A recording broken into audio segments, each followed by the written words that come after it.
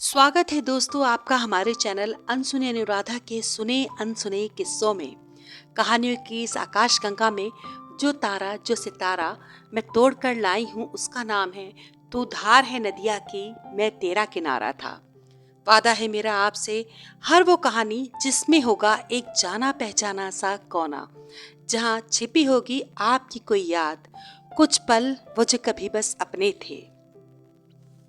मंजली गंगा के किनारे बैठी रो रही थी। सामने गंगा की तेज लहरें थी, उससे भी तेज मंजली की आंखों से वो आंसू बह रहे थे। कुसुम उसे सारे में ढूंढते हुए अब यहाँ आकर पहुंचती है। इतनी देर से तुझे ढूंढ रही हूँ, चीखती चिल्लाती कुसुम मंजली की ओर आगे बढ़ रही थी। मंजली, क्या हुआ? यहाँ क्यों बैठी हो? इतनी देर से तुझे ढूंढ रही हूँ कि मंजली रो रही थी। मंजली, क्या हुआ? मंजली, तुम क्यों रो रही हो? क्या हुआ? मंजली, बताओ ना, कुछ बात बताओ मुझे, क्या हुआ? कि कुसुम ठहरने का नाम ही नहीं ले रही थी और मंजली चुप हो ही नहीं पा रही थी। क्या हुआ? पैसे खो गए क्या तुम्हारी? मंजली कुछ कहती, उसने ना में सर हिला दिया। नहीं, पैसे नहीं खोए, आंसू थे कि कुछ मौका ही नहीं दे रहे थे। कुसुम समझ नहीं पा रही थी क्या हुआ। कि कुसुम अंजलि में पानी भरकर लाती है और कोशिश करती है कि मंजली को पिला दे। 2 बूंद शायद उसके कंठ में गई भी होंगी कि बाकी पानी गिर जाता है। बड़ी मुश्किल से बड़ी देर बाद मंजली चुप हुई। कुसुम उसे थामते हुए कहती है, बताओ ना, आखिर हुआ क्या? एक शब्द निकलता है, वो दिखे थे। वो कौन? कि मंजली कहकर दोबारा से रोने लगती है, सिसकने लगती है। मंजली, अगर बताओगी नहीं तो कैसे पता चलेगा क्या हुआ? मंजली, बताओ ना। कुसुम समझ नहीं पा रही थी, बड़ी विचलित हो रही थी कि उसकी दोस्त मंजली आखिर क्यों रो रही है, वो भी ऐसे अकेले बैठे हुए। मंजली खुद को संभालती है और बताती है, वो अपनी पत्नी के साथ दिखे थे आज। वो कौन? वो विनय बाबू? मंजली हाँ में सर हिला देती है और फिर जोर से रोने लगती है और सिसकियां भरने लगती है। पर यहाँ कैसे? मतलब यहाँ कैसे विनय बाबू? कि मैं हर की पौड़ी पर मछलियों का दाना बेच रही थी और वो अपनी पत्नी के साथ, ऐसा लग रहा था कि तभी थोड़ी देर पहले वो स्नान करके चुके हों और बाहर आ रहे थे। एक बहुत सुंदर सा 5-6 साल का बाबू भी था, बिल्कुल उनकी तरह लग रहा था। और कहती कहती मंजली मुस्कुराने लगती है। बहुत सुंदर सा बाबू भी था? हाँ, कुसुम ध्यान से सुन रही थी। और मेम साहब भी बहुत सुंदर थी। हो ना हो बीए एमए पास रही होंगी, अंग्रेजी खूब फर्राटेदार आती होगी उन्हें।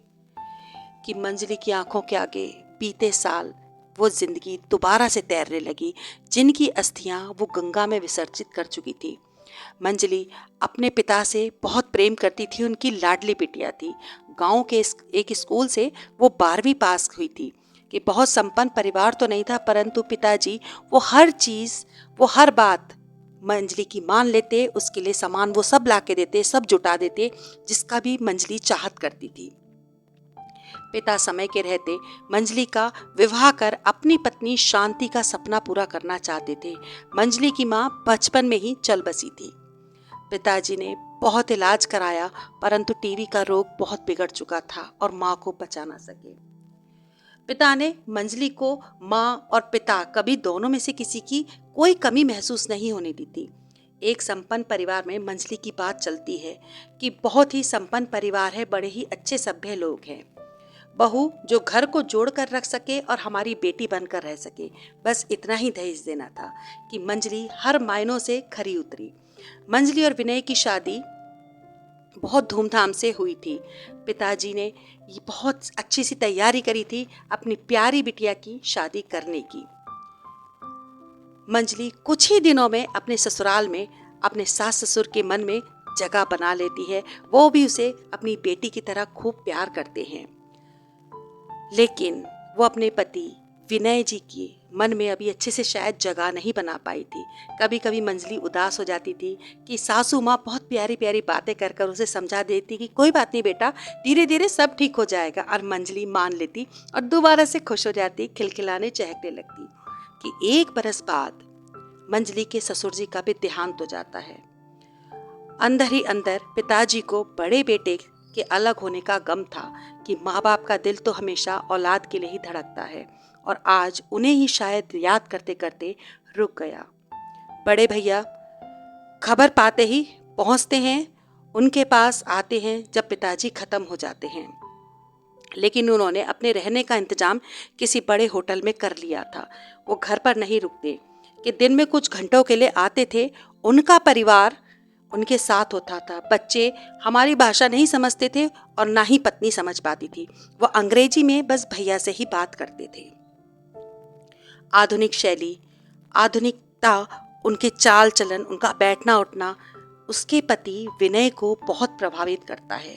सभी संस्कार समय से हो जाते हैं कि मेहमानों के साथ साथ बड़े भैया भी अपने परिवार को चले जाते हैं। बड़े भैया भारत में आज पहली बार आए थे। वो हमारे यहाँ हमारी शादी पर भी, मंजली की और विनय की शादी पर भी नहीं आए थे। वहीं पढ़ने गए थे विदेश में और वहीं अपने परिवार के साथ सेटल हो गए थे। पिताजी ही नहीं थे, माँ भी अब गुमसुम सी रहती थी, एक कोने में बैठी रहती थी। विनय समय से अपने काम पर जाते और शाम को कभी कदा लेट भी हो जाते, आ जाते थे, कभी शाम को समय से भी आ जाते थे। विनय आगे की पढ़ाई कर बड़े अफसर बनना चाहते थे और वो दिल्ली चले गए आगे पढ़ाई करने के लिए। बचे मंजली और उनकी सासू माँ। माँ की हंसी, माँ की बातें तो जैसे पिताजी सब अपने साथ ले गए थे। विनय घर का खर्च लगातार भेजते रहते थे कि आज पूरे 1 साल बाद विनय घर वापस आ रहे थे। माँ के पैर छुए, शायद इस बार छुट्टी लेकर आए हैं। शहर में सरकारी पक्की नौकरी जो लग गई है। अगले ही दिन कुछ लोग घर आते हैं, घर को अच्छे से देखते हैं, भालते हैं, सभी कोनों में जाते हैं, सभी कमरों में जाते हैं कि कुछ कागज ऐसे थे जिस पर कभी विनय दस्तखत कर रहे थे, कभी वो लोग दस्तखत कर रहे थे।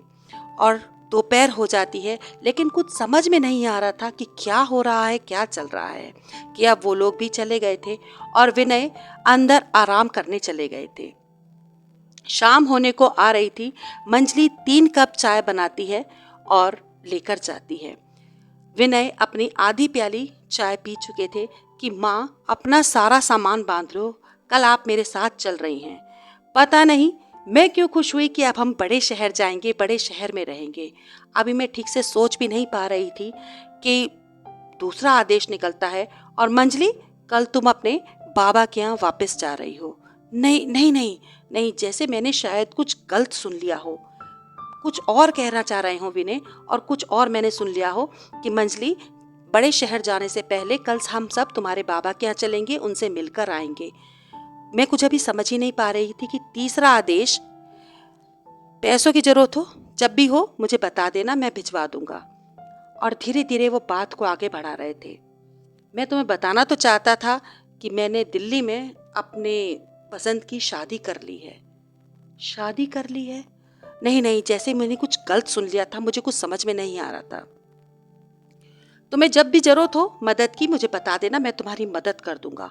कि अगले ही पल मुझे ऐसा लगा कि मैं जिंदा भी हूँ, इस दुनिया में भी हूँ, खुद को संभालती, कुछ पूछती। आप ये क्या कह रहे हैं, आपने दूसरी शादी कर ली है और मुझे अपने बाबा के यहाँ जाना है? लेकिन बाबा तो खुद ही अपनी फैक्ट्री मालिक के यहाँ एक कमरे में रहते हैं। आप तो जानते हैं सारी स्थिति घर की। जब हमारी शादी हुई थी तो बाबा ने घर जमीन सब बेचकर ही तो आपकी हैसियत के हिसाब से शादी करी थी। अब कोई बात नहीं, जैसा भी हो तुम देख लेना, लेकिन मैं तुम्हारी मदद कर दूंगा, मना थोड़ी कर रहा हूँ। अरे इतनी बड़ी बात इतनी आसानी से विनय ने एक आदेश की तरह सुना दी। बस रोती रोती अंजलि सामने से न जाने कौन सी ट्रेन आ रही थी, उसमें चढ़ गई थी और आंख लग गई।